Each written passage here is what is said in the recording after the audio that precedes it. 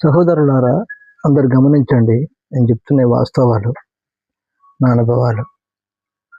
పెళ్ళి అయినటువంటి సహోదరులు ఎవరైనా కానీ అలిగి అత్తగారింటి కాడ పోయి నివసించకూడదు. తల్లి గారి మీద అలిగి తల్లిదండ్రులను కూడా పెట్టుకోవాలి. అత్తగారింటి మీద ఇల్లు కట్టుకొని నివసించడం మంచిది కాదు.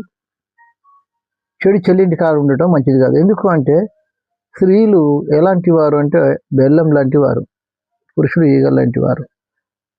ఆ ఈగలు లెక్కన చూస్తారు వాళ్ళ అత్తగారింటి మీద. వాళ్ళంతా తల్లిగారి బలగా ఉంటారు కనుక వీళ్ళు లెక్క చేయరు. ఏ స్త్రీ అయినా అట్లాగే ఉంది. ఈ స్త్రీ ఇప్పుడున్నటువంటి వెనకట నచ్చినతనంలో మా అన్న ఇల్లు పోయిండు, కొంచెం గౌరవం ఉండేది. ఇప్పుడు గౌరవం లేదు. చాలా నువ్వేంటారు అన్నట్టుగానే మాట్లాడతారు. అందుకని దయచేసి ఏ పురుషుడు కూడా అత్తగారింటి కాడ వెళ్ళి ఉండటానికి ప్రయత్నం చేయకండి. సందర్భం వచ్చినప్పుడు ఆ ఊరు పెద్ద మనిషి కావచ్చు, ఆ ఊర్లో అత్తమామ కూడా మాట మీద మాడుస్తుంటుంది. ఆ ఎద్దు మంచిదైతే ఆ ఊర్లో అమ్ముడు పోవు, ఈ ఊరు దాకా ఎందుకు వచ్చింది అని అంటారు.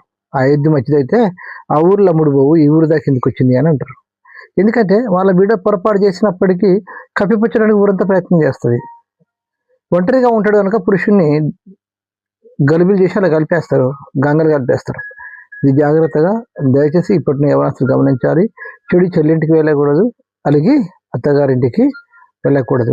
ఈ మాట నేను ఎందుకు చెప్తున్నానంటే సామెత కాదు. నేను ఒకప్పుడు మా చిన్న అబ్బాయి బాగలేనప్పుడు నేను ఈ సందర్భాన్ని బట్టి అక్కడే ఉన్నాను. అక్కడ ఉన్న వ్యక్తులు అన్న మాటలు నేను ఒక 2 సంవత్సరాల పాటు, సంవత్సరంన్నర అక్కడ ఉన్నాను బ్యాండ్ కొట్టుకుంటూ.